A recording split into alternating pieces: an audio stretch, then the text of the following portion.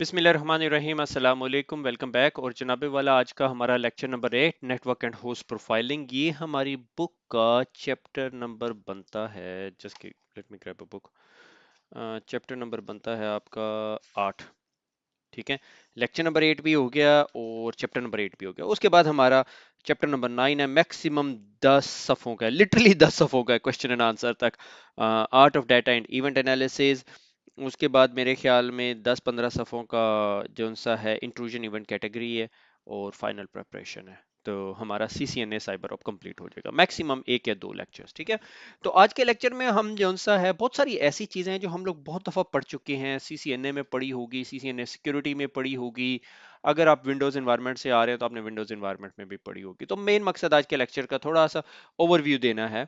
ठीक है, तो जस्ट टू समराइज, हमें इंसिडेंट रिस्पांस का पता चल गया। हमें अगर हमें कंपनी कहे कि इंसिडेंट रिस्पांस प्लान अंडरस्टैंड कर रहे हैं तो हम कर सकते हैं। CCNA cyber op is not expected कि आप इंसिडेंट रिस्पांस प्लान लिखें, मगर हमें पता है, और अगर कल को हमें फ्यूचर में जाके लिखना भी पड़ा तो हम लिख सकते हैं। ठीक है, हमें निस्ट के स्टैंडर्ड्स का पता है, निस्ट का डॉक्यूमेंट उठाएंगे और preparation, containment, eradication, lesson learn और फिर दोबारा back to pre incident stage की सारी कहानी हमें पता है। ठीक है, उसके बाद हमें इंसिडेंट रिस्पांस की टीम्स का पता चल गया। There is no specific hard and core statement about shirts.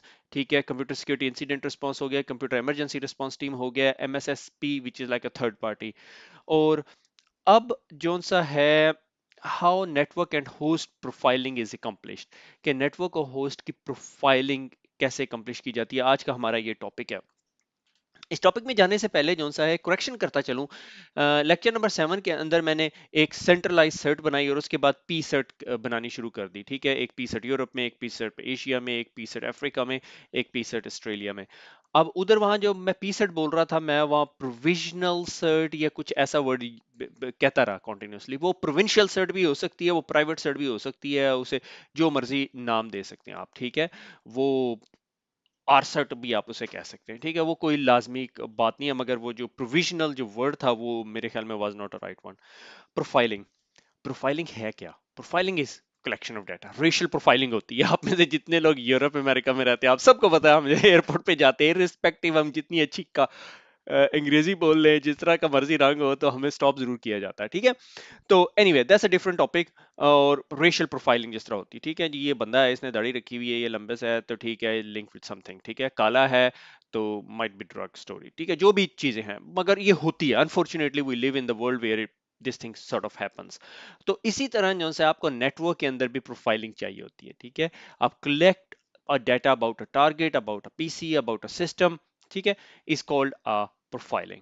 अब उसके अंदर दो किस्म की प्रोफाइलिंग है, एक नेटवर्क लेवल पे आप प्रोफाइल कर सकते हो, एक होस्ट लेवल पे प्रोफाइल कर सकते हो। नेटवर्क लेवल पे प्रोफाइलिंग ये है कि आप नेटवर्क के ट्रैफिक उसकी इकट्ठी कर सकते हो। ठीक है, कि हर पीसी जो सा है डाटा भेज रहा है, आप नेटवर्क पे बैठे हैं, आपकी फायरवॉल आपको प्रोफाइल करके दे सकती है, आपका आईएससी आपको प्रोफाइल करके दे सकता है, इररिस्पेक्टिव। ठीक है, सिस्को थोड़ा अपनी प्रोडक्ट से सेल करने की कोशिश करती है, सिस्को ने टांग अड़ा दी नहीं है स्टेल्थ वॉच की, सिस्को ने टांग अड़ानी है आईएससी की।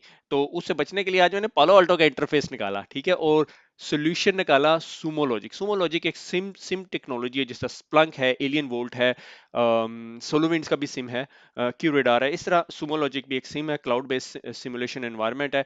It's really really good. मैंने रिसेंटली इस पे प्रोजेक्ट किया, इस वजह से मैंने कहा चलो let's put their their interface in. तो अब से फॉर एग्जांपल आपने पालो अल्टो की तमाम लॉग्स इकट्ठी करनी शुरू कर दी, आपने अपने फायरवॉल, अपने नेटवर्क की तमाम लॉग्स इकट्ठी करनी शुरू कर दी, और आप अपने डैशबोर्ड पे डिस्प्ले किया कि मेरे नेटवर्क की बेस लाइन क्या है। ठीक है, बेस लाइन बहुत इंपॉर्टेंट कंपोनेंट है, कि आपको पता होना चाहिए कि आपका network Monday Tuesday Wednesday Thursday कितनी ट्रैफिक लेके जाता है, और फिर सैटरडे संडे को लिमिटेड ट्रैफिक होती है। गो के हमारे बैकअप्स रन हो रहे होते हैं और बहुत सारे काम हो रहे होते हैं, मगर हमें पता होता है कि कब होता है बैकअप। ठीक है, से फॉर एग्जांपल संडे को रात, एक्चुअली संडे की सुबह जो सा है 3 बजे जो सा है आपके नेटवर्क से 1 गिग का डाटा ट्रांसफर होना शुरू हो जाए, that's beyond your base line, unless आपका बैकअप प्लान चल रहा हो, आपकी बैकअप रूटीन हो। तो इसका मतलब है बेस लाइनिंग की बहुत जरूरत होती है आपके नेटवर्क में। अगर ये इमेज अगर मैं एक्सपेंड कर सकूं, ठीक है, let me try to expand this image. ठीक है, मैं आपको इसके अंदर, इस डैशबोर्ड के अंदर एक बेस लाइनिंग की एग्जांपल दिखाना चाह रहा हूं। ठीक है, मेरे ख्याल में ये इमेज सही हो गया। अच्छा, अब इसके अंदर क्या हुआ है कि ये जो चीज है ना, ये जो पार्ट ऑफ डैशबोर्ड है, ये दिखा रहा है कि आपके नेटवर्क के अंदर जो सा है, ये थ्रेशोल्ड है, ये आपका थ्रेशोल्ड बना हुआ है। ये जो पूरी की लाइन है ना, जो बाहर लिफाफे की तरह या एनवेलप की तरह नजर आ रही है, ये लाइन है, और ये आपके करंट थ्रेशोल्ड्स हैं कि आपकी जो से है रिजेक्टेड ट्रैफिक कितनी है। सही हो गया। और जिस तरह ये rejected traffic outside your threshold नजर आती है, तो आपको ये यहाँ ट्राइंगल दिखाना शुरू कर देता है। इसी तरह अलाउड ट्रैफिक आपकी ये है, और बेस लाइन मेरा ये है कि इसके अंदर अंदर होनी चाहिए। सही है। इसी तरह हमने क्या किया, हमने इसका डैशबोर्ड बनाने की कोशिश की आरडीपी सेशंस की, कि मेरे नेटवर्क के अंदर आरडीपी कैसे होते हैं, क्योंकि हमें पता है कि अगर हैकर जो है आपके नेटवर्क में घुस जाता है, तो वो आपकी लेटरल मूवमेंट के लिए जो है ना क्या होती है, ईस्ट वेस्ट ट्रैफिक होती है मेरे ख्याल में, ईस्ट वेस्ट ट्रैफिक जो सी होती है, उसके अंदर मोस्टली वो आपके एक डाटा सेंटर से जंप करके दूसरे डाटा सेंटर, या एक ऑफिस से जंप करके दूसरे ऑफिस तक जाने के लिए वो मोस्टली आरडीपी का इस्तेमाल कर रहा होता है। जब वो आरडीपी कर रहा होता है, वो रात के 12 बजे कर रहा है, 1 बजे कर रहा है, 2 बजे कर रहा है, 3 बजे कर रहा है, और वो मेरे इस ये जो इन्वेलप है, ये जो बेस लाइन वाला इन्वेलप है, इससे बाहर लाई करेगा। ठीक है। This is my network base lining. बहुत सारी सिक्योरिटी ऑर्गेनाइजेशंस और बहुत सारे सिम सोल्यूशन आपको इस तरह की कैटेगरीज और कैपेबिलिटीज प्रोवाइड करते हैं। सही हो गया। प्रोफाइलिंग मैंने कहा सिस्को का कोर्स है, ज्यादती ना करें। तो ये सिस्को का डैशबोर्ड है। कनेक्शंस ओवर टाइम, मेरे कनेक्शंस ओवर टाइम ये हैं, मेरे ये आईपी एड्रेसेस हैं, डिनाइड कनेक्शन बाय लोकेशन के लोकेशन के हिसाब से डिनाइड कनेक्शन, ये सारी बेस लाइनिंग में हेल्प करती है। अगर आपको कोई कहे नेटवर्क बेस लाइनिंग, तो आपको पूछना पड़ेगा किस प्रोस्पेक्टिव से तुम बेस लाइनिंग की बात कर रहे हो। बैंडविड्थ की बात कर रहे हो, is a totally different discussion. Network capacity planning and all दो सॉर्ट ऑफ स्टफ। उसके अंदर ये भी आ सकता है, आपके कल को एक एप्लीकेशन आ रही है, आप पूछोगे कि हाँ भैया, इस एप्लीकेशन की एस्टिमेटेड बैंडविड्थ रिक्वायरमेंट क्या है, अच्छा इतनी है, तो इसका मतलब हमारी बेस लाइन एडजस्ट होगी। तो जब ये एप्लीकेशन डिप्लॉय होगी, आप अपनी बेस लाइन को रिविजिट करेंगे, और आप देखेंगे कि आपकी बेस लाइन से बाहर जा रही है, तो आपकी न्यू बेस लाइन दोबारा सेट होगी। इसी तरह की एक मजेदार एग्जांपल ये देता हूँ कि एनसीएम जो सा है, एनसीएम सोलोविंस का जो एनसीएम टूल है, उसके अंदर अगर आप तमाम अपने नेटवर्क की कॉन्फ़िगरेशन को बैकअप कर लें, और आप कहीं ये कॉन्फ़िगरेशन मेरी बेस लाइन है, इसके बाद कोई भी चेंज होगा ना आपकी नेटवर्क कॉन्फ़िगरेशन के अंदर, और आपका सोलोविंस से फॉर एग्जांपल रोज रात को बैकअप कर रहा है, तो आपको अलर्ट देगा कि अब मैं बेस लाइन से इतना बाहर हो चुका हूं, तो आप जाके तमाम चेंजेस को अप्रूव करेंगे, आपकी बेस लाइन एडजस्ट हो जाएगी। ये कॉन्सेप्ट है, बहुत हार्ड है लोगों के लिए अंडरस्टैंड करना। अच्छा, नेटवर्क के अंदर हमें एक चीज का पता है कि नेट फ्लो जोन सा है ना, हमें बहुत ज्यादा इंफॉर्मेशन देता है। ठीक है। और वो काफी इंफॉर्मेशन आपको ऐसी देता है जिससे आपको अंडरस्टैंड कर सकते हो कि किस किस्म की ट्रैफिक जा रही है, कौन कौन सी एप्लीकेशन रन हो रही है। और इसके अलावा एक और प्रोटोकॉल जो सिस्को का यूज होता है, विच इज कॉल्ड एन बार, जो आपके पेरीमीटर रूटर्स पे रन हो सकता है। ठीक है।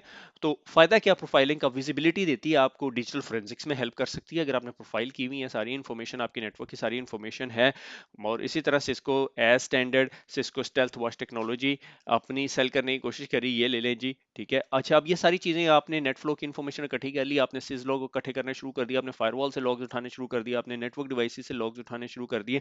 अब इस जगह आपकी कंपनी की सिक्योरिटी पॉलिसी आ जाती है कि क्या आपने लॉग्स इकट्ठे करने हैं। यस, इकट्ठे करने हैं। मेरे ख्याल में आज आज की दुनिया में कोई ऐसी कंपनी नहीं है जो कहे कि लॉग्स इकट्ठे नहीं करने। सही हो गया। दूसरा क्वेश्चन ये आ जाता है कि अगर मैं लॉग इकट्ठे कर रहा हूं, तो मैंने कितने लॉग कितने अरसे के लिए रखने हैं अपने पास, which is called retention policy. तो आपकी लॉग रिटेंशन नॉर्मली 6 महीने हो सकती है, 30 दिन हो सकती है, 90 दिन हो सकती है, 100 डेज 1 ईयर हो सकती है। ठीक है। डिपेंडिंग अपॉन, अगर आप यूरोप की जीडीपीआर में आ गए, तो फिर एक नवी स्टोरी है। ठीक है। और उसके बाद प्रोफाइलिंग के अंदर distinguish between iPhone, iPad, Mac, Windows XP. आप ट्रस्ट में, अगर आप अपने नेटवर्क के लॉग्स देखें, तो आप लिटरली डिवाइस लेवल तक आइडेंटिफाई कर सकते हैं। We are not going into that. Network profiling के अंदर नेटवर्क एक्सेस, लैन वैन, वायरलेस वीपीएन, सारा कुछ आ जाता है। What is accessing your network, आपको पता चलना चाहिए। Duration of your connection, very very important point. मुझे अच्छी तरह याद है कि एक ऑर्गेनाइजेशन, स्टोरी टाइम आ गया, वहां पे अर्ली डेज थे, और मैंने देखा कि एक कनेक्शन स्टैब्लिश हुआ, और वो कनेक्शन जो सा है ना, वो 68 आवर्स तक स्टैब्लिश्ड रहा।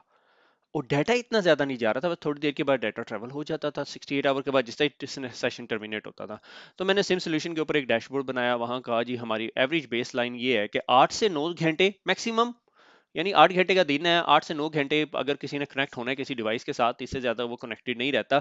मगर अगर कोई 60 आवर्स या 68 आवर्स जा रहा हो, तो आपको अलर्ट आए, और आप उसका सोर्स और डेस्टिनेशन आईपी एड्रेस कर लें। तो 5 लेटर कंट्री था, बाकी आप समझ सकते हैं। बेस लाइन यूजर एक्सेस, आपको user access level base line करनी चाहिए कि अगर से फॉर एग्जांपल आपको पता चले, ये यूजर लेवल पे नहीं आता, ये एक और इंटरेस्टिंग एग्जांपल जो हमने सेटअप की कि अगर आपके डोमेन कंट्रोलर एकदम जो से ग्लोबल डोमेन एडमिनिस्ट्रेटर्स बनने शुरू हो जाए तो आपको पता चल जाना चाहिए। थ्रूपुट आपको पता होना चाहिए, मेजरिंग द थ्रूपुट, आपको थ्रूपुट मेजर करने में भी हेल्प मिल सकती है बेस लाइन अगर आपने की हुई है। सही हो गया। अच्छा, उसके बाद ये नेटवर्क प्रोफाइलिंग के लिए सिस्को नेटफ्लो के डिफरेंट प्रॉब्स हैं और वो बहुत सारी इंफॉर्मेशन कलेक्ट कर सकते हैं। जो नेटफ्लो 9 है उसके अंदर और ज्यादा प्रॉब्स कैपेबिलिटी आ जाती है। और अगर आप रेडियस यूज कर रहे हैं तो कहीं पे रेडियस ऑथेंटिकेशन कर रहे हैं, से फॉर एग्जांपल आपका आईएससी रेडियस ऑथेंटिकेशन कर रहा है, तो आपको caller station ID, IP session सारा कुछ आपको मिल सकता है। IPv6 को भी सपोर्ट करता है नेटफ्लो। एंड ये जो से राइट साइड पे जो टेबल है ये आपका नेट फ्लो के एट्रीब्यूट्स हैं सारे के सारे, आपके एग्जाम में ये नहीं आएंगे, ठीक है। मगर in bytes, out bytes, IPv6, ICMP type, destination MAC address, IP protocol का वर्जन, डायरेक्शन, सोर्स वीलन, सारा कुछ, ये इतनी इंफॉर्मेशन है जिसको आप यूज कर सकते हैं। सही है। इन्हीं में से एक इंफॉर्मेशन जो सा है ड्यूरेशन का है कहीं पे, ड्यूरेशन मेरे ख्याल में मैं नेटफ्लो से नहीं कैप्चर कर रहा था, मैं सिजलॉक से कैप्चर कर रहा था कि भाई कितनी ड्यूरेशन के लिए सेशन हुआ हो। मगर आउट बाइट से आप मालूम कर सकते हैं अगर एक्सफिल्ट्रेशन टाइप की कोई चीज हो रही है। सही हो गया। अच्छा, और यानी ये अगर आपने देखनी हो तो ये आप सिस्को के वेबसाइट से मिल जाएंगे। इसी तरह इसकी एक मैंने एग्जांपल देखी, ये मैंने एक स्क्रीनशॉट लिया, ये गूगल से उठाया हुआ मैंने। तो ये ISC है, एंड ISC के अंदर ये हो सकता है कि आप जो सा है कहेंगे यार अगर कोई मेरे नेटवर्क में लॉगिन कर रहा है तो उसके पास लेटेस्ट विंडोज पैचेस होने चाहिए, या वो मैक का ये ओल्डर वर्जन, iOS का ओल्डर वर्जन या मैक का ओल्डर वर्जन नहीं ला सकता आपके एनवायरनमेंट में, उसके पास एंटीवायरस होना चाहिए। तो आप एंड पॉइंट नेटवर्क प्रोफाइलिंग के हिसाब से या नेटवर्क एडमिशन कंट्रोल अप्लाई करके अपने नेटवर्क को मजीद सिक्योर बना सकते हैं। सही हो गया। मगर यहाँ से आपको बहुत सारी इंफॉर्मेशन मिल जाती है। से फॉर एग्जाम्पल हमारे पास एक दिन अलर्ट आई कि एक बंदा जी टोरेंट डाउनलोड कर रहा है, और वहां से एक कंपनी से, यानी वो जो क्या होता है यूनिवर्सल स्टूडियो से भी लेटर आ गया जी आपके यहाँ कंपनी में इस तारीख को इस बंदे ने डाउनलोड की और वीडियो देखी हमारी, तो लिहाजा ये वार्निंग है, नेक्स्ट टाइम हम बिल भेज देंगे आपको। हमने देखा वो गेस्ट वाईफाई था। अब गेस्ट वाईफाई पे आप क्या निकाल सकते हो, कुछ नहीं निकाल सकते। हमने गेस्ट वाईफाई पे नेटवर्क डिवाइसेस के वो ISC में आते थे, हमने एनालाइज किया, हमने फाइंड आउट कर लिया उस डिवाइस का मैक एड्रेस के हिसाब से हमने फिर उसकी लास्ट 70 डेज या 80 डेज के हिसाब से देखा, तो वो मैक एड्रेस जो सा है वो कॉर्पोरेट मोबाइल वाईफाई पे भी आया। फिर उसके बाद हमने उसे देखा कि ये IP एड्रेस लेके इस टाइम कौन सा बंदा हमारे ऑफिस 365 अकाउंट पे लॉग इन हुआ था, वहां से हमने बंदा निकाल लिया। ठीक है, और उसके बाद फिर आपको पता है क्या होता है। सही हो गया। तो इधर से जो है आपके पास काफी सारी इन्फॉर्मेशन आ जाती है, और यहाँ से आप इस इन्फॉर्मेशन को यूज कर सकते हैं कि ये विंडोज 7 की मशीन है, AD का वर्जन कौन सा है, AD ज्वाइनिंग पॉइंट क्या था, और आइडेंटिफाई ग्रुप असाइनमेंट अगर वो किसी स्पेसिफिक ग्रुप के अंदर है। तो ये नेटवर्क प्रोफाइलिंग का आपको बहुत फायदा होता है। क्रिटिकल एसेट एड्रेस स्पेस, अच्छा ये बहुत इंपॉर्टेंट है कि अगर आपके पास बहुत क्रिटिकल एसेट्स हैं, लाइक आपका मोस्ट क्रिटिकल एसेट आपके नेटवर्क के अंदर क्या होता है। सबसे पहले अगर आप एक बेसिक ऑर्गेनाइजेशन है तो आपका डोमेन कंट्रोलर सबसे इंपॉर्टेंट होता है। ठीक है, हैकर सबसे पहले उसकी तरफ जाता है, और उसके लिए उधर डोमेन कंट्रोलर ढूंढना कोई बड़ी बात नहीं होती। ठीक है, किसी भी पीसी को कंप्रोमाइज करेगा, वहां से उसे पता चलेगा ये कौन सी डोमेन से ज्वाइन है। से फॉर एग्जांपल आपके पास 172.16.251.1 है, ये बुक के अंदर लिखा, तो मैंने भी IP एड्रेस लिख लिया। IP address is out of scope. ठीक है, और आउट ऑफ स्कोप से मुराद के वो आउट ऑफ स्कोप से क्या मुराद है, मैंने यहाँ पे क्यों लिखा हुआ है, एक सेकंड, आ जाते हैं। IP एड्रेस मैनेजमेंट, तो आपके जितने IP एड्रेसेस हैं वो मैनेजमेंट में होने चाहिए और DHCP स्कोप से बाहर है। अच्छा, इसमें मेरे ख्याल में मैं पॉइंट देना चाह रहा था, मैंने कुछ दिन पहले बनाई कि आउट ऑफ स्कोप रखा हुआ है ताकि उसे स्टैटिकली असाइन करें, मगर आप डायनेमिकली भी असाइन कर सकते हैं। से फॉर एग्जांपल अगर आपका रिजर्वेशन रेंज है 1.1 डॉट नहीं 1.1 नहीं लिखते, 172.16.251.1 से लेके 250 तक। ठीक है, ये आपने DHCP में देना है। तो 1 से लेके 100 तक जो से आप उठा के साइड पे रख दे, वो सर्वर वाले बंदे को दे देंगे। 1 से 100 तक तूने मैनेज करना है, और वो मैनुअली भी मैनेज कर सकता है, IP एड्रेस मैनेजमेंट टूल के जरिए भी मैनेज कर सकता है, और DHCP के जरिए भी कर सकता है कि उसे डायनेमिकली IP दे दे, मगर उस DHCP में जाके राइट क्लिक करके रिजर्व कर दे। सही हो गया। ये क्रिटिकल एसेट्स का मसला ये होता है कि खुदा ना खास्ता अगर आपने उसे मैनुअली दिया हुआ डीएससीपी में स्कोप भी बड़ा डिफाइन कर दिया, तो क्या होता है कि डीएससीपी भी वही आईपी एड्रेस दे देगा, आईपी कॉन्फ्लिक्ट हो जाएगा, अवेलेबिलिटी कंप्रोमाइज हो जाएगी। सही हो गया। इसी तरह IP name services management, DNS बहुत बहुत इंपॉर्टेंट है। डीएनएस पॉइजनिंग टाइप के अटैक्स का हम लोगों को पता है कि अगर खुदा ना खास्ता आपका डीएनएस कंप्रोमाइज हो गया, तो कोई आपको कहेगा फेसबुक का आईपी एड्रेस ये है, और वो अपनी मिलिशियस वेबसाइट पे ले जाएगा। अच्छा, IP IP inventory insurance and periodic discovery, ये बहुत इंटरेस्टिंग चीज है। मुझे बहुत अरसे तक समझ नहीं आई कि ये क्या चीज है। हम इसको कुछ किसी और तरीके से कॉल करते थे कि आपको इस बात की क्या गारंटी है कि हैकर ने आपके नेटवर्क में कोई ऐसी डिवाइस लगाई जिसका आपको नहीं पता। आप कहोगे यार पता चल जाएगा मुझे, कैसे पता चल जाएगा भैया। सही हो गया। तो उसके लिए मेरे पास मैनुअल प्रोसीजर है। Are there any tools? I don't know. उसका मैनुअल तरीकेकार क्या है कि नेसस का स्कैन करो, स्प्रेड स्कैन है पूरे पूरे नेटवर्क पे, उसे को आईओएस आइडेंटिफाई कर दे। और उसके बाद अपने डीएससीपी का स्कोप लो और स्कोप से आइडेंटिफाई करो। ठीक है। और उसके बाद अपने डीएनएस के अंदर एंट्रीज ले लो, और उसके बाद अपने एससीसीएम से पता कर लो। आप सब कुछ कंपेयर करोगे, आपको पता चल जाएगा कि आपके पास कौन कौन सी डिवाइसेस पड़ी हुई थी। सही हो गया। और कोई एडिशनल डिवाइस आई है तो वो कैसे कनेक्ट हुई है, क्योंकि हर नेटवर्क जो है 802.1x नहीं है। अगर आपके पास 802.1x लगा हुआ है कि आप नेटवर्क में प्लग इन किया, उसने आईएससी के पास अलर्ट भेज दी, उससे एडी का यूजर ने पासवर्ड मांगा, डिवाइस कनेक्ट होगी और उसने नैक भी कर लिया। हर नेटवर्क ऐसा नहीं होता। तो आपको इस बात की क्या एश्योरेंस है कि आपके नेटवर्क में जितनी डिवाइसेस पड़ी हुई हैं वो सारी की सारी यही हैं। से फॉर एग्जांपल आपने अगर अपना एक वायरलेस नेटवर्क बनाया और उसको 802.1x का लिए एक्टिव डायरेक्टरी का user name and password, that's it. मैं घर से अपना मोबाइल फोन लेकर आया और मैंने उस पे उससे वाईफाई कनेक्ट कर लिया। आपको कैसे पता चलेगा ये जो फोन है ये कंपनी का ऑथोराइज्ड फोन ही नहीं है? एक्चुअली तो फोन कनेक्ट ही नहीं होना चाहिए था। तो आपको वो मैक एड्रेस लेके उसको किसी तरह लुकअप करेंगे तो आपको पता चल जाएगा ये मैक आईपी एड्रेसेस हैं या आईपी फोन के आईपी एड्रेसेस हैं या नेसस के स्कैन से थोड़ा सा अंदाजा हो जाएगा, या किसी भी स्कैनिंग टूल से। ठीक है, हम स्कैनिंग को हल्का सा नजर मारेंगे। Manually assigning and reserve on DSCP कि आप आईपी एड्रेस को critical devices doesn't lose their IP addresses, कि आप चाहते हैं कि आपके critical devices IP address lose ना करें, तो उसका बेस्ट तरीकेकार यही है कि मैनुअली असाइन करें या रिजर्व कर दें उनके मैक एड्रेस की बेस पे। अगर आप उनके मैक एड्रेस की बेस पे रिजर्व करते हैं, कल को सर्वर चेंज हो गया तो फिर आपके लिए मसला होगा। और वीएम एनवायरनमेंट में कैसे होता है मुझे नहीं पता, I am not a VM expert.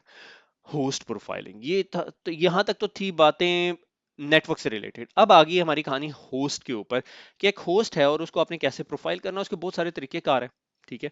और हर कंपनी के डिफरेंट सोल्यूशन है, मगर माइंड दैट जब हम होस्ट प्रोफाइलिंग की बात करें तो आपके पास आप नेटवर्क से डाटा उठा के, नेटवर्क का डाटा उठा के एनालाइज कर सकते हैं, यार ये स्पेसिफिक होस्ट जो सा विंडोज का लग रहा है, ये स्पेसिफिक होस्ट जो सा है लिनक्स का लग रहा है, ये विंडोज एक्सपी है, विंडोज 7 है। और उसका बेस्ट तरीन आसान तरीन इलाज ये है कि आप उस पर एनमैप स्कैन करें, हाइफन कैपिटल ओ के साथ आपको बता देता है ऑपरेटिंग सिस्टम कौन सा है, 90% टाइम बता देता है।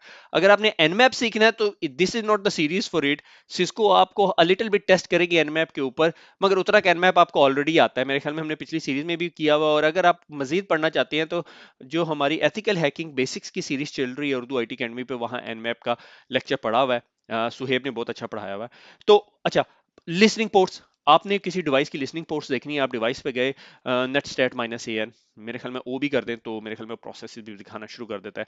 Scanning the host nmap minus S T का मुझे नहीं पता, मेरे ख्याल में TCP IP minus O operating system 127.0.0.1। ठीक है। इसी तरह अगर आप चाहते हो कि आप देखना चाहो कि उस पीसी के ऊपर, फलां पीसी के ऊपर कौन बैठा हुआ है, तो पी एस लॉकडाउन का टूल मिल जाता है। मेरे ख्याल में सिज इंटरनल का टूल है, हु एम आई से पता चल जाता है मैं कौन हूँ। Query user server tank hyphen PC, ये मेरे पीसी का नाम है, तो आपको पता चल जाएगा। ये 3-4 कमांडें हम ट्राई करके देख लेते हैं। और टास्क लिस्ट से पता चलता है लिस्ट कौन सी चल रही है। अब इसमें से बहुत सारी कमांडें ऐसी हैं जो आपको पीसी पे डायरेक्टली रन करनी पड़ती हैं, बहुत सारी कमांडें हैं कि आप रिमोटली भी रन कर सकते हो। ठीक है, हम उसके उसमें डेल्व नहीं करेंगे, मगर just to give you a rough idea. Nmap का टूल आप सबको पता है कि एनमैप कहां से इंस्टॉल हो जाता है। एनमैप का जो सा है विंडोज वर्जन भी अवेलेबल है, और विंडोज वर्जन जो सा मैंने यहाँ पे चलाया हुआ था। ठीक है। और मैंने उसको कहा कि भाई जो ये टारगेट है, ये स्पेसिफिक सबनेट है और ये एनमैप क्यूरी चला दे और वर्जन लाइट है, ये यहाँ पे हमारे जैसे निकम्मे लोगों के लिए है। ठीक है। अगर आप ये नहीं करना चाहते तो आप इसको हटा के जो सा है अपनी मर्जी से मैनुअल स्कैन भी रन कर सकते हैं। यहाँ मेरा मकसद स्कैन मैनुअली रन करने का नहीं है। ठीक है, ये यहाँ पे ऑलरेडी कॉन्फ़िगर प्रोफाइल्स हैं, आवर्स हैं, ये इसने छोटी सी टोपोलॉजी भी बना के दे दी है, होस्ट डिटेल भी देनी शुरू कर दी है कि कौन सा होस्ट क्या क्या काम करता है। ठीक है, ये मेरे ख्याल में कुछ है, मैं नहीं बताऊंगा। ये भी कुछ है, ये भी कुछ है, ये भी कुछ है, ये भी कुछ है, ठीक है। तो ये डिफरेंट मशीन है। अच्छा देखें, इनमें से बहुत सारे ऑपरेटिंग सिस्टम ये उठा नहीं सका, मगर ये स्पेसिफिक ऑपरेटिंग सिस्टम इसने पिकअप कर लिया, ठीक है। पोर्ट्स यूज्ड, ठीक है, हमें पता है 135 किस तरह की है, विंडोज 2008 की कैटेगरी है, टीसीपी सीक्वेंसिंग और बाकी चीज़ें। सही हो गया। ये VX वर्क्स नाम की कोई चीज़ है, मेरे ख्याल में ये आईफोन शाईफोन टाइप की चीज़ें लग रही है, ठीक है। और सर्विसेज से भी आपको बहुत सारा कुछ अंदाजा हो जाता है, HTTP जी कहाँ कहाँ चल रही है, मेरे ख्याल में रिकॉर्डिंग का सॉफ्टवेयर है ये, HPNV प्रिंटर वगैरह है, ठीक है। टीवी भी है, को पता चल गया मेरे घर में कौन सा टीवी है, इसी को एक्सप्लॉइट करेंगे अब। सही हो गया। तो इस तरह की चीजें जो है होम नेटवर्क पे चला के बहुत सारा कुछ पता चल जाता है। सही हो गया। अच्छा, ये तो हो गया Nmap आप कमांड प्रॉम्प्ट पे भी चला सकते हैं। मेरे पास GUI है, मैंने कमा आदमी है इसलिए मुझे आदत नहीं है। सही हो गया। अच्छा, इसको मैं बंद कर देता हूँ और कमांड प्रॉम्प्ट पे जाते हैं हम लोग, ठीक है। और एक दो कमांडें रन करके देख लेते हैं, ठीक है। हु एम आई हमें पता है, हु एम आई, ठीक है। हु एम आई से आपको पता चल जाता है आप कौन से पीसी पे बैठे हुए हैं, बल्कि /all से बहुत सारी डिटेल्स पता चल जाती हैं। सही हो गया कि SID आपकी स्पेसिफिक कौन सी, अगर आप डोमेन से ज्वाइन है तो उसके अलावा भी बहुत सारी वो पता चलती है मेरे ख्याल में। हाँ, हु एम आई /FQDN मेरे ख्याल में हमें एरर देगा। उसकी वजह यह है कि डोमेन ज्वाइन नहीं है, अगर डोमेन ज्वाइन होता तो फिर आपका फुली क्वालिफाइड डोमेन नेम देना शुरू कर देता, ठीक है। और एक और इसके अंदर कमांड होती थी, लॉग ऑन ID मेरे ख्याल में, या ये मेरा वो जो सिडनी होती, वो टाइप की चीज़ है। सही हो गया। इस कमांड के साथ आप प्ले कर सकते हो, ठीक है। आप रिमोटली भी एग्जीक्यूट करवा सकते हो कमांड्स, उसके डिफरेंट तरीके कार हैं, ठीक है। इसी तरह और क्या कर सकते हैं, और क्यूरी की कमांड देख लेते हैं, ठीक है। क्यूरी /question mark करवाता हूँ पहले एक दफा, ठीक है। क्यूरी से आप ना रिमोट डिवाइस से भी सेशन कर सकते हैं, ठीक है। Say for example query query user, ये यूजर हो गया। अगर मैंने रिमोट लेना है तो मैं कहूँगा /server कॉलन, मेरे पीसी का नाम क्या है, मेरे पीसी का नाम मैंने यहाँ स्लाइड पे लिखा हुआ है, एक सेकेंड। ये tank-pc है मेरे ख्याल में, इसको ही पूरे को कॉपी कर लेते हैं। कॉपी हियर, पेस्ट, नहीं हुआ भाई पेस्ट, tank-pc, सही हो गया। इस स्लाइड को बड़ा कर लें, tank-pc, तो ये मुझे बता रहा है कि इस टैंक पीसी पे ये स्पेसिफिक बंदा लॉगिन हुआ है। इसी तरह यूजर के अलावा हम क्या कर सकते हैं, हम उसके अंदर ले सकते हैं सेशन, मेरे ख्याल में सेशन ले सकते हैं, कौन कौन से सेशन है, और क्या ले सकते हैं, प्रोसेसेस, मेरे ख्याल में प्रोसेस दिखाएगा मुझे कौन से प्रोसेसेस रन हो रहे हैं। सही हो गया। और जिस तरह ये स्पेसिफिक प्रोसेस है, ये प्रोसेस कौन होस्ट बड़ा इंटरेस्टिंग प्रोसेस है। कौन होस्ट जो सा है, अगर आपने देखना हो, कौन होस्ट आपके सिस्टम की ना कुछ एक्टिविटीज चला रहा होता है। पिछले दिनों ना ये मेलवेयर से भी कनेक्टेड था। सो ये कौन होस्ट है, मल्टीपल प्रोसेसेस रन होते हैं, आपने देखना हो ये आपका कौन होस्ट असल है या नहीं। तो ओपन फाइल लोकेशन कर लेंगे, सिस्टम 32 के अंदर आपको लेके जाएगा। उसके बाद मजीद आप इस फाइल की प्रॉपर्टी लेके MD5 हैश कैलकुलेट करके वायरस टोटल पे डाल के मालूम कर सकते हैं। मगर अगर कौन होस्ट आपका सिस्टम 32 में नहीं पड़ा हुआ, तो फिर आपके लिए मसले की बात है। ये काफ़ी एक्टिविटीज परफॉर्म कर रहा होता है, सिर्फ कमांड प्रॉम्प्ट या SVC होस्ट प्रोसेस भी मेरे ख्याल में इससे हुक होता है। अच्छा, उससे आगे चलते हैं। डिस्ट्रैक्ट हो रहे हैं हम यहाँ पे क्योंकि ये बहुत सारी चीजें हैं, मैंने कहा वैसे डिस्कस कर लें। अच्छा, उसके बाद क्या हो सकता है, क्यूरी की कमांड होगी, यूजर सेशन प्रोसेसेस हो गए, और क्या हो सकता है, टास्क लिस्ट एक कमांड होती है। टास्क लिस्ट आपको टास्क दिखाना शुरू कर देती है, और आप इसको फर्दर इसको वो कर सकते हैं, टास्क लिस्ट /question mark, और आपको कौन कौन से टास्क चाहिए, स्टेटस चाहिए उसका क्या क्या कुछ। अच्छा, एंड नेट स्टैट बहुत इंपॉर्टेंट है, नेट स्टैट, ठीक है। -an ओ भी मेरे ख्याल में लग जाता है इसके साथ, प्रोसेस ID देना शुरू हो जाता है। अगर आपने प्रोसेस लिंकिंग करनी है किसी चीज़ की, 1008 प्रोसेस जो सा है, या आप कहते हो एक मेरे सिस्टम पे एक ऐसा प्रोसेस चल रहा हो जो 445 पे चल रहा है और उसकी प्रोसेस ID 4 है, तो टास्क मैनेजर और ये प्रोसेस ID 4 देख ले। यहाँ पे प्रोसेस ID 4 किसकी है, कोई प्रोसेस नहीं है जिसकी प्रोसेस ID 4 है, ठीक है। तो डिपेंडिंग, सही हो गया, आप इसको मजीद एक्सप्लोर कर सकते हैं। सही हो गया। अच्छा, अब उसके अलावा आपके पास आप क्या देख सकते हैं, उसके बाद आर्प की एक कमांड है, आर्प, ठीक है। आर्प जोन से आपको बता देगा कि आपके पास address resolution protocol MAC to IP address क्या है, और ए से आपको जो सा है आर्प टेबल नजर आना शुरू हो जाएगा। से फॉर एग्जांपल अगर मैं देखूं आईपी कॉन्फ़िग भी एक कमांड है। अब यहाँ पे मैं आपको आईपी कॉन्फ़िग पढ़ाने नहीं बैठा हुआ, इसमें वीएम शीएम भी घुसे में मशीन के अंदर 192.168.0.18 अगर मेरा आईपी एड्रेस है, ठीक है। तो आर्प आर्प माइनस ए 192.168.0.18 नहीं है, इसकी एंट्री 0.1 की होगी, 0.1 डिफॉल्ट गेटवे की एंट्री पड़ी हुई। अच्छा, उसके अलावा राउट की कमांड बहुत इंटरेस्टिंग है, मैं बहुत ज़्यादा यूज़ करता हूँ राउट प्रिंट के नाम पे, कि राउटिंग टेबल आपके पीसी का, और अक्सर दफ़ा मैं राउटिंग टेबल में मैनुअल एंट्री करके persistent, अगर आपने ज़बरदस्ती ट्रैफिक को कहीं और घुसाना है, कि आपके पास दो डिफॉल्ट गेटवे हैं, आप चाहते हो यार ये जो लोकल नेटवर्क की ट्रैफिक है इस डिफॉल्ट गेटवे पे चली जाए, बाकी ट्रैफिक जो सी है इधर चली जाए, वो भी कर सकते हो। उसके अलावा एनएस लुकअप की कमांड है। एनएस लुकअप से उर्दू itacademy.com DNS लुकअप करना शुरू कर दिया आपने, ठीक है, कंट्रोल सी। और इसी तरह IP config //flush DNS भी कर सकते हो। फ्लश डीएनएस मेरे ख्याल में स्पेस बार हो गया, ये डीएनएस कैश जो सी मेरे सिस्टम पे पड़ी हुई थी वो फ्लश होगी। डीएनएस कैश देखने का भी एक प्रोसेस कमांड थी, मुझे इस टाइम जहन में नहीं आ रही। तो ये काफ़ी चीज़ें होंगी जो आपको हेल्प कर सकती हैं होस्ट प्रोफाइलिंग में। अगर आप रिमोटली एक्सेस कर सकते हो उस पीसी को, उस तरह भी कर सकते हैं, और अगर आप उस पीसी पे लोकली हैं, मगर वो is beyond the scope of this discussion, मगर मैं just to give you a very high level view के भाई ये होस्ट प्रोफाइलिंग है। नेटवर्क प्रोफाइलिंग के लिए हमारे पास नेटवर्क के टूल्स हैं, जिसमें नेट फ्लो बहुत इंपॉर्टेंट है, सिस्को कहती है स्टेल्थ वॉच खरीद लो। होस्ट प्रोफाइलिंग के लिए नॉर्मली क्या होता है कि जो एंड पॉइंट प्रोटेक्शन के टूल्स हैं ना, वो सारी ये इन्फॉर्मेशन गैदर कर रहे होते हैं, और फिर अपने अगर वो क्लाउड बेस्ड फैसिलिटीज प्रोवाइड करते हैं तो उससे वो उसको यूज भी कर सकते हैं, ठीक है। उसकी एक एग्जांपल ये है कि अगर आपने एक स्पेसिफिक कंपनी का एक टूल था, मैं यहाँ कंपनी मार्केट नहीं कर रहा इसलिए मैं नाम नहीं बता रहा, उसका टूल ये बताता था कि ये टूल हमारे बाकी नेटवर्क में किस किस डिवाइसेस पे नहीं इंस्टॉल हुआ। तो वो शोआर्प की कमांड से और मैक एड्रेसेस लर्न करके, मैक टेबल लर्न करके अपने पास रख लेता था, और उसके बाद कंपेयर करता था कौन कौन से मैक एड्रेसेस मुझे रिस्पॉन्ड नहीं कर रहे, जिन पे मेरा एजेंट इंस्टॉल नहीं है। उसके बाद बताता था ये तमाम डिवाइसेस ऐसी हैं जो मेरी डिवाइसेस देख रही हैं, मगर इनके ऊपर ये एजेंट इंस्टॉल नहीं है। सही हो गया।